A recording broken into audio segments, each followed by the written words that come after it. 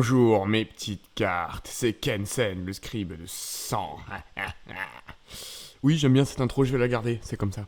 Même si elle est ridicule et que c'est complètement con. Nous voici dans une vidéo de présentation des cartes du format Ultimate, toujours dans le but complètement avoué de vous faire jouer à ce jeu. Jeu dont je le rappelle, ça fait 4 ans que je travaille dessus et qu'il y a que 4 potes à moi qui jouent. Donc le but c'est de faire la communauté française, voilà, vous avez vu la vidéo de présentation, bref, j'enchaîne les cartes.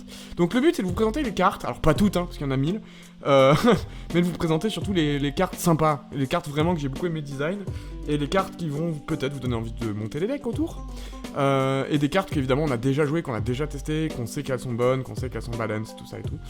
Et voilà, donc on est parti pour... on va faire dans l'ordre des factions, donc on va partir sur les... Alors je vais pas m'arrêter sur toutes les communes, mais sauf s'il y en a des sympas. On va plutôt aller sur les rares et les Tolkien assez rapidement. Donc dans les communes, ce qui est bien c'est qu'on en a plein.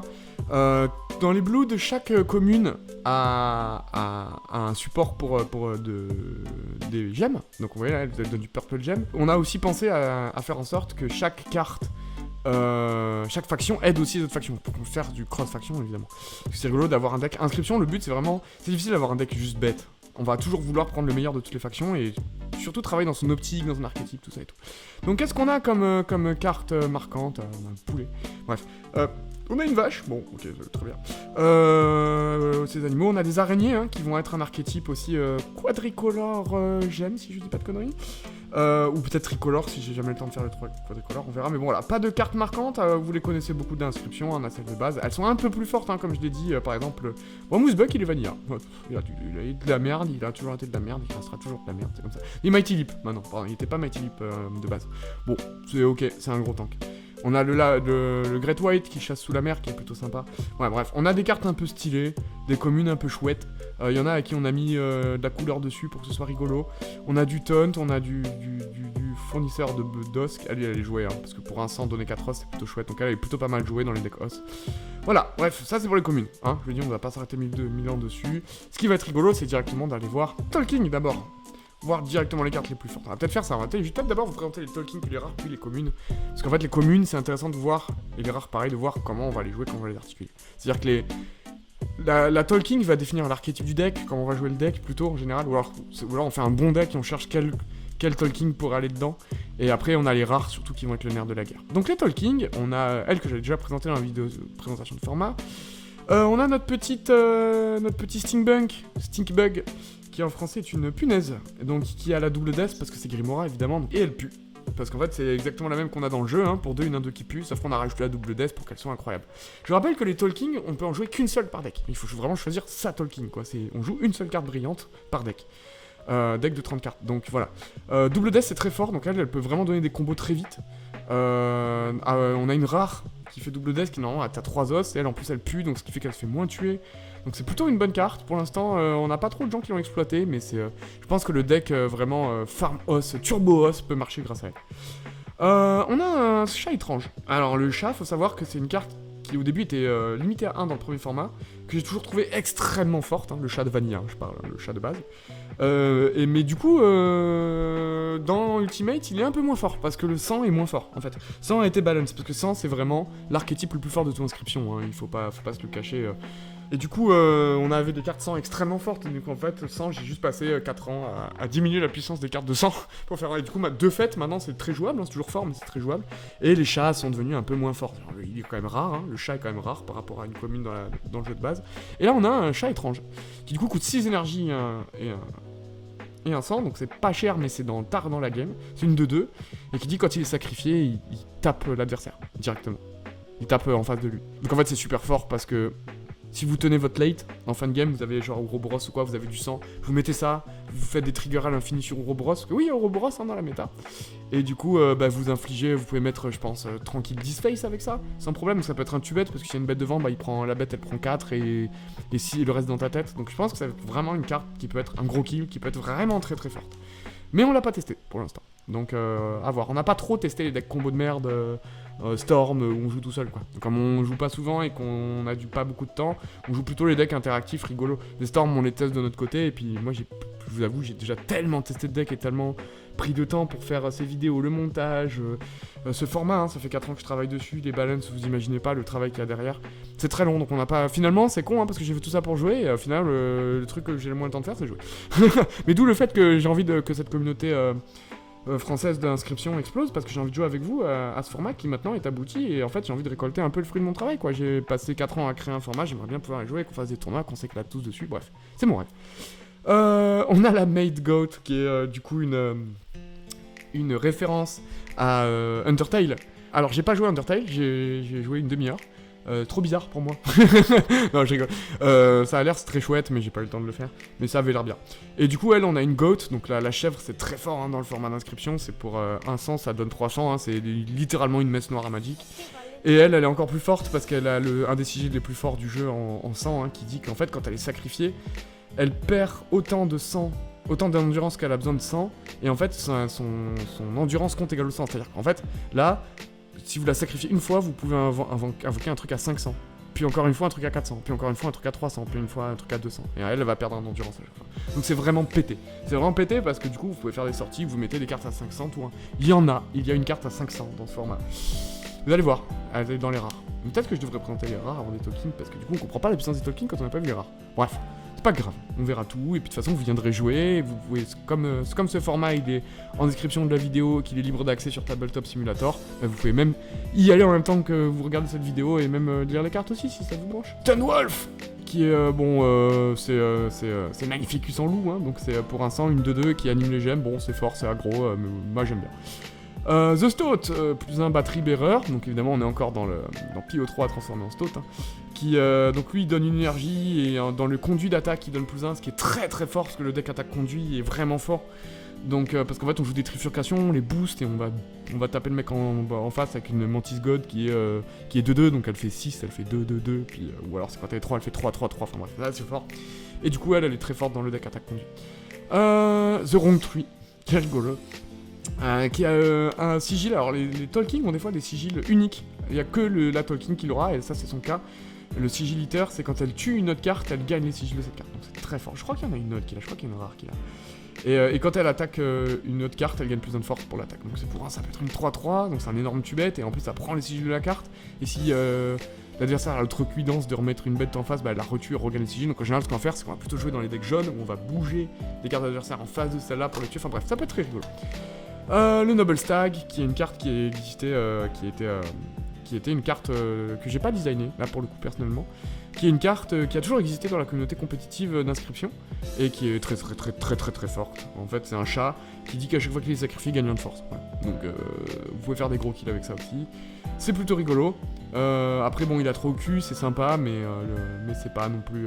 ça meurt. Mais ça peut faire un gros tour, vous faites plein d'invocations, un gros kill, et ça peut beaucoup vous aider. Langerfish, qui est assez rigolo, parce que du coup il a le Waterborne et Touch of Death, hein, comme la dronée de Soul, l'âme au fond du puits, là, qui dit qu'elle se cache sous l'eau, et du coup elle tue tout ce qu'elle touche, elle a le contact mortel. Et en fait le Gloomy Glow, qui est une compétence, alors il n'y a pas que lui qui l'a, mais on l'a créé pour ce poisson, qui dit que l'adversaire est obligé de jouer, si l'espace en face de cette carte est vide, l'adversaire est obligé de jouer dans cet espace. Donc vous pouvez vraiment casser les couilles à certains decks, vraiment tuer certains decks en mettant ce poisson là, et on a un deck Waterborne. C'est-à-dire qu'en fait il y a un archétype vraiment de deck Waterborne, hein, donc caché sous l'eau, qui est très fort, mais qui n'a pas été testé encore, mais qui je pense peut vraiment faire des dégâts. Et du coup c'est plutôt rigolo. Man Facet Spider, qui est une des cartes qui je pense est peut-être une des plus fortes de tout ce format. Parce que pour 200 c'est une 2-2 qui dit qu'en fait quand les cartes qu'on va sacrifier pour la jouer reviennent dans la main. Donc, si vous savez sacrifier une Magpie par exemple, ou une Dead End, qui sont des cartes qui sont des Demonic Tutor ou des Professeurs Shen qui font défausser votre main, récupérer votre main, c'est plutôt fort parce que vous pouvez le refaire. C'est comme si à Magic vous aviez un Demonic Tutor et que c'est une bête, ce serait une 2-2 pour 2 qui vous refait jouer Demonic Tutor. Donc c'est plutôt fort. C'est plutôt fort. Une carte qui est très puissante. Mariner Moll. Alors les molls sont nuls à chier dans cette extension. Voilà. De toute façon, les molls ont toujours été nuls à chier, donc je les ai boostés jusqu'à l'infini, à tel point que Mollman, maintenant, pour 100, c'est une 1-8 bureauer. Mais en fait, le problème, c'est que la défense, c'est trop à chier dans l'inscription. Si ta bête, elle fait pas de CA, et qu'elle met pas de points ou quoi, elle est nulle à chier. Et du coup, bah, ça casse les couilles. Donc lui, le mineur moll, il peut être joué dans un deck moll. On n'a pas encore essayé, mais je pense que le deck est pas fort. Et ça a le gold de Grid, c'est-à-dire que quand elle tue un adversaire, elle fait un gold token. Ce qui fait qu'en fait, à n'importe quel moment, on peut utiliser ce gold token pour faire un sang. Donc c'est plutôt rigolo. Le gold token, je l'ai pas mis partout, je crois qu'il y a que lui qui a ça. Et du coup, c'est un peu sympa, mais en plus, ça a le beau rower, c'est 2-5, c'est fort. Donc ça arrête un grizzly, c'est plutôt sympa. Le Cosmos Puncher, alors lui, c'est une vieille carte que j'avais. C'est la première carte que j'ai design. Donc je l'ai mis parce que c'est rigolo, mais pour 300 il y a une Omnistrike, et c'est pour ça qu'elle a ce design, parce qu'à l'époque je design les cartes avec les trucs du jeu. Donc sympa, voilà. Faut pouvoir la booster, faut pouvoir la jouer, je pense pas que la carte soit pétée, mais peut-être qu'on devrait la mettre en rare, en vrai. Mais bon, après en rare c'est fort, parce que du coup on peut la jouer dans le deck Blood Waterfall comme ça, et c'est quand même pas une mauvaise carte, quoi. La terrible Goose qui est incroyablement forte, c'est pour 200. Elle a une batterie, elle peut faire tous les 3 énergies dépensées. On réduit le cost d'une carte dans la main de 1 blood, ce qui est phénoménalement fort. Mais je crois que je l'ai remplacé.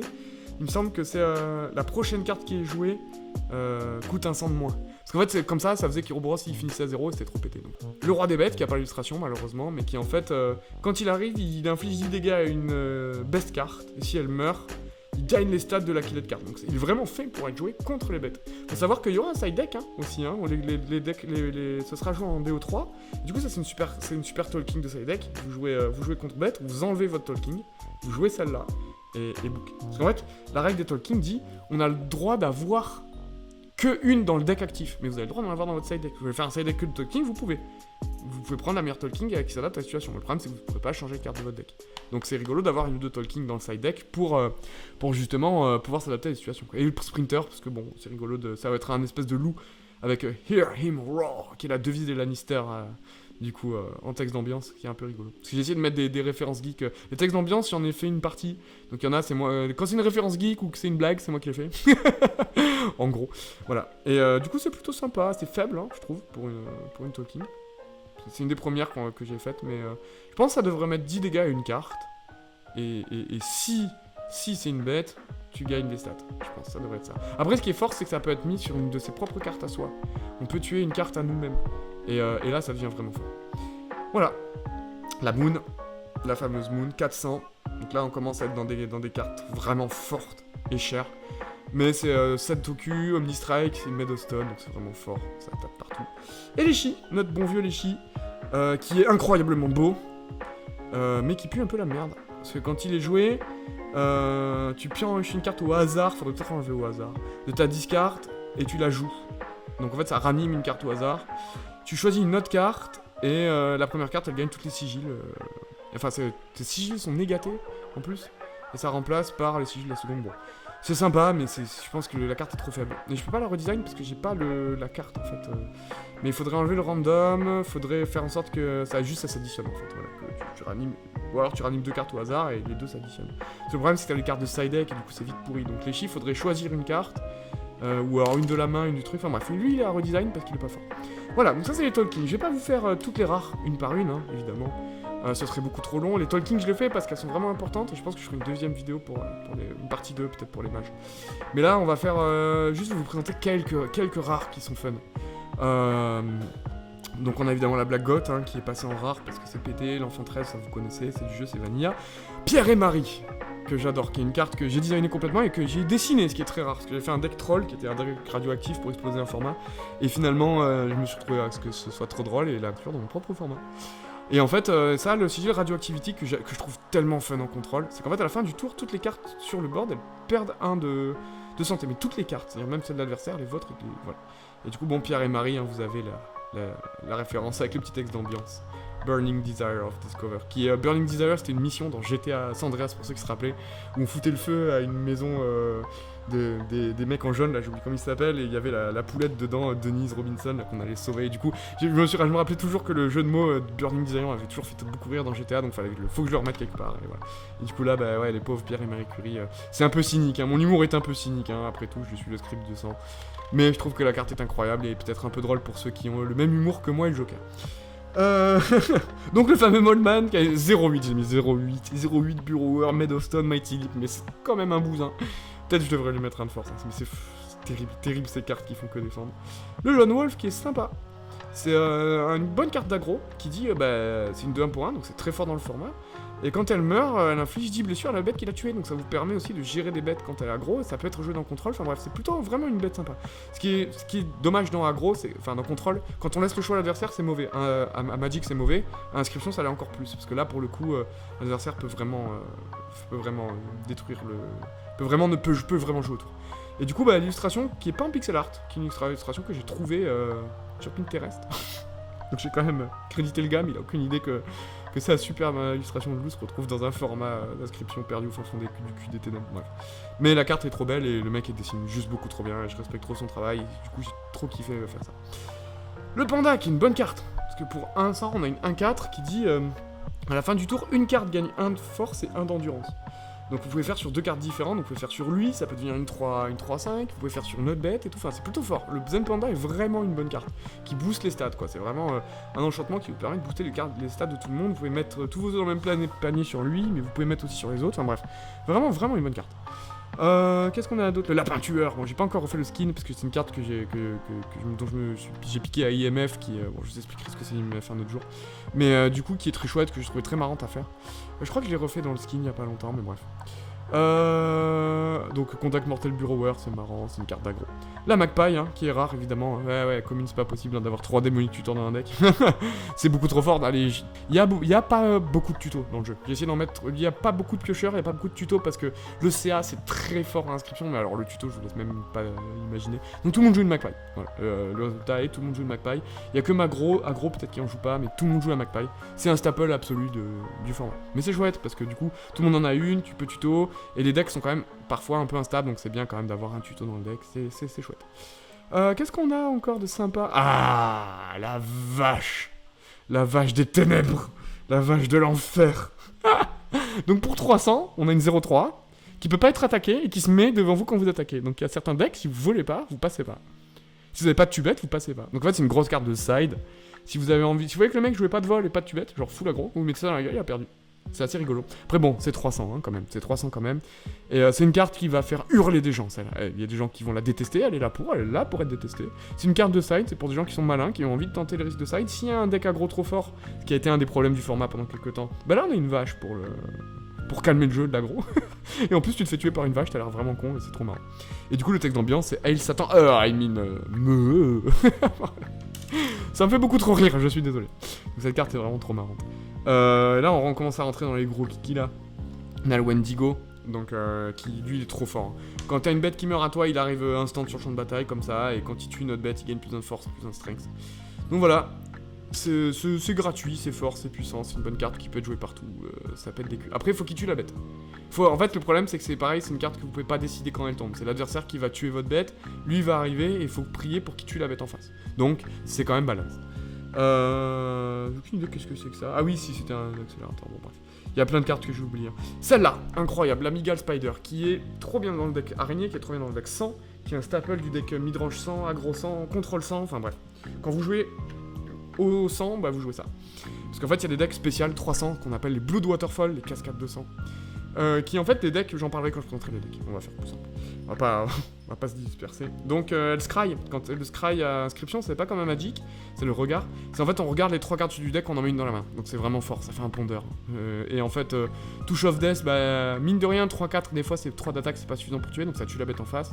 En gros, si vous voulez, c'est l'équivalent de Shoal Dread à Magic, quoi. Hein, elle arrive, elle te fait draw et elle tue en fait. C'est un espèce de kill comme ça qui est. C'est pas ce que fait Shoal Dread, hein, mais c'est dans l'idée, on l'utilise, c'est un tour 4 qu'on utilise pour tuer le mec.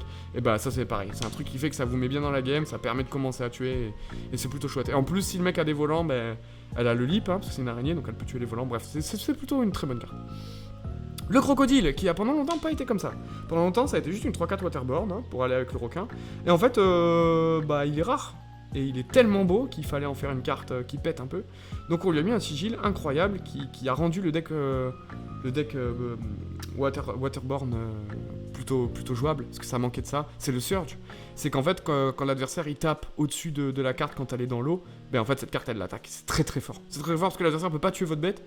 Et s'il joue en face, il se fait toujours taper. Et s'il joue pas en face, bah, votre bête, elle fait. Donc le crocodile est incroyablement fort. Et je me demande même s'il va même pas falloir un nerf. Après, il y a beaucoup de tubette dans l'extension. Il prend son tubette, bah, c'est une carte à 300 qui a pris un tubette, on est très triste. C'est pour ça que les cartes à 300, rares, je les ai rendues vraiment fortes. L'ange, qui est une de mes cartes préférées aussi. Hein. Il fallait un ange, hein, évidemment. Je suis fan des anges à Magic, donc il fallait un ange dans ce format-là. Qui a la vérité. The truth. Qui est un sigil génial. Et en fait, il bouffe tous les stats des autres cartes buffées, en fait. Donc c'est plutôt fort et il vole, parce que bon, c'est un ange. Donc, stylé. Le Sunbear, alors je sais pas ce que c'est en français un Sunbear, je sais que c'est un animal particulier, enfin c'est un ours de soleil, hein, mais c'est un nom particulier, c'est un ours particulier en anglais, je connais pas le nom de l'espèce précisément en français. Mais en gros voilà, il a des bee within, donc quand il te fait taper dessus, bah, tu crées une abeille dans ta main, ce qui est super fort, parce que comme il coûte 300, t'as utilisé beaucoup de ressources pour le mettre, bah il se fait taper dessus, ok certes il meurt, mais tu vas récupérer des abeilles, c'est voilà. Et quand il est damage en fait, à inscription, les tubettes c'est 10 damage. Et du coup, bah, c'est bien parce que même s'il prend 10 damage, bah, tu crées quand même une bille que tu pourras faire un vol, donc tu pourras taper le mec face si te manque un point, ou tu pourras la sacrifier pour continuer à faire tourner ton deck 300, quoi. Et Mighty Leap, parce que du coup, bah, y a beaucoup de vols. En fait, j'ai mis Mighty Leap sur beaucoup de bêtes, pourquoi ? Parce que bah, les decks vol, c'est fort en fait en PvP. C'est de la merde sur le jeu, mais en PvP, c'est très fort de voler au-dessus des menaces et de tuer le mec de loin. Donc voilà, la bête de Busco. Qui est un énorme ton, hein, c'est un 2-13. Il est là pour être joué dans le deck Taunt ou vraiment dans un gros deck Control 100. Où le but c'est voilà, Bastion il reçoit que la moitié des dégâts qu'il devrait recevoir. Et comme je viens de dire, bah, les tubettes c'est des dégâts. Donc en fait le tubette à lui ça lui fait que 5, et il a 13. Donc il lui faut 3 tubettes pour le tuer. Donc c'est vraiment costaud. 13 d'endurance, il n'y a aucune bête hein, qui tape pas 13. Hein. Le max je crois que c'est 7. Je crois que c'est Urayuli hein, toujours qui a le max, qui est 7. Et 7 c'est le max d'attaque qu'on a fait. Après bon il y en a qui ont des gemmes powerhead qui peuvent attaquer à plus. Mais c'est triché. Mais en vrai il y en a pas beaucoup. Et en fait voilà, Made of Stone évidemment parce que Touch of Death ça lui fait rien. C'est plutôt fort la best. Je la trouve sympa. Je la trouve vraiment très chouette cette bête. Pour l'instant on n'a pas trouvé vraiment de deck dans lequel, mais je pense que dans la shell énergie contrôle 100 avec la gouze là ça peut être joué. Le White Wolf hein, qui en fait c'est le... Donc ici dans ce format t'as le petit loup qui évolue en Dire Wolf, qui évolue en White Wolf. Donc ça fait une chaîne de 3 aussi. On a créé des chaînes de 3 un peu plus souvent que... Il n'y a pas que Strange Larva qui évolue 2 fois. Et du coup c'est fort hein, parce que bah, pour 400 ça fait une 3-3 double strike, donc il tape à 6. Il a le Bone Digger, on peut l'améliorer et surtout il peut arriver transformé, donc il est jouable aussi dans le deck transform. Voilà, Mossman par exemple, en fait il y a beaucoup de cartes qui viennent des transformations qui peuvent être jouées en fait. Si vous voulez jouer Mossman directement, vous pouvez, il coûte 400. Par contre voilà, Unevolve, c'est que s'il est joué de ta main, c'est-à-dire sans avoir été transformé, il perd 2 de force. Ça reste une 5-3 vol, c'est fort, mais pour 400 ça reste balèze. On a Urayuli, hein, que vous connaissez tous bien. Et le Bonlord à 500, la seule carte à 500 de l'extension.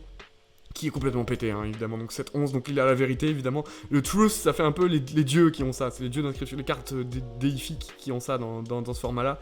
Donc il vole tous les boosts de tout le monde et il a le répulsif. Vous ne pouvez pas taper Satan. Il n'y a que Tenacious D qui peuvent le conjuguer, le congédier dans son royaume des ténèbres. Donc c'est une carte forte, hein, parce que c'est une 7-11 qui meurt pas. Il prend un tubette, il est à 1. Il prend les stats des autres, donc il peut... Enfin, les boosts des autres cartes, donc... vraiment, il est très fort. Vraiment, il est très très très fort. Voilà. Et le Knight, qui est une des premières cartes que j'avais designées pour un concours d'illustration aussi, qui est chouette, injouable.